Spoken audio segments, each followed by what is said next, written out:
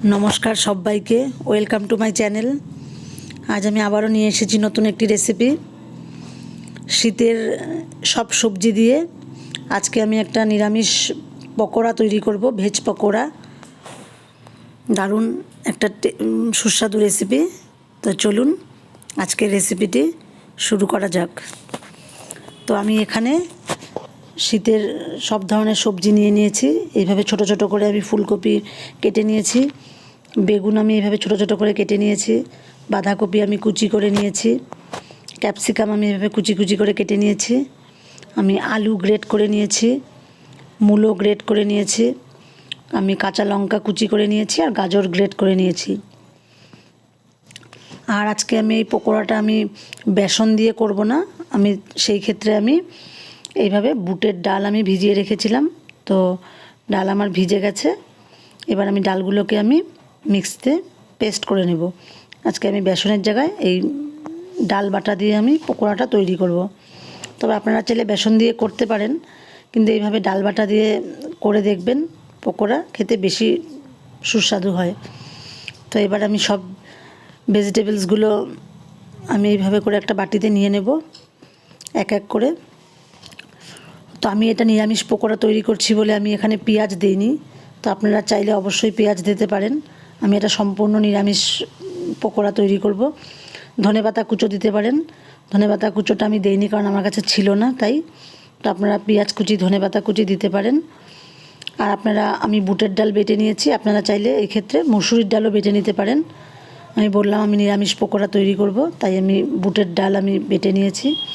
তো এবার আমি সব সবজিগুলো দিয়ে দিয়েছি, ডাল বাটাটা দিয়ে দিয়েছি, আর আমি অল্প একটুখানি বেকিং সোডা, কালো জিরে, পরিমাণ মতো নুন আর হচ্ছে হলুদ সব দিয়ে আমি এবার ভালো করে এটাকে মেখে নেব। আর আমি চালের গুঁড়ো দিয়ে দেব। আপনারা চালের গুঁড়োটা দিবেন, চালের গুঁড়োটা দিলে একটু খেতে মুচমুচে হবে। তো এবার সব কিছু আমার দেওয়া হয়ে গেছে।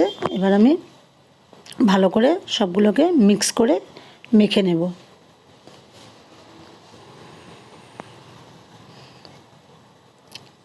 এইভাবে আপনারা নিরামিষ সব সবজি দিয়ে পকোড়া তৈরি করে শীতের বিকেলে চায়ের সাথে খেতে পারেন। এতে কি হবে, সব সবজি থাকবে। বাচ্চারা অনেক সময় সবজি খেতে চায় না, এইভাবে করে দিলে বাচ্চারা খুব পছন্দ করে, খেয়েও নেয়। তো আমি কড়াই বসিয়ে দিয়েছি, কড়াইতে তেল দিয়ে দিয়েছি, তেল গরম হয়ে গেছে।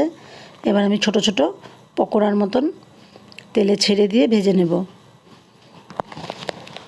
তো যেটা বলছিলাম, এইভাবে তৈরি করবেন নিরামিষ সব সবজি দিয়ে পকোড়া। তাতে কি হয়, সবজিগুলো খাওয়া হয়ে যায় আর একটা সুস্বাদু রেসিপিও হয়। বাচ্চারা খেতেও প্রচণ্ড ভালোবাসে।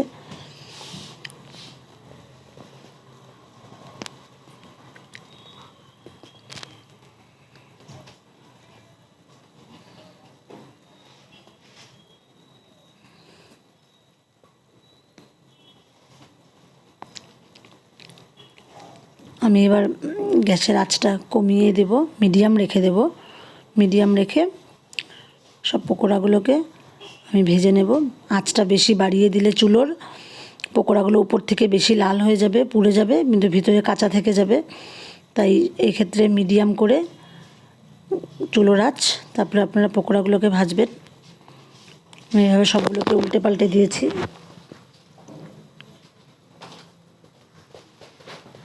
তো আমার পকোড়াগুলো প্রায় ভাজা হয়ে গেছে, আমি এখন নামিয়ে নেব।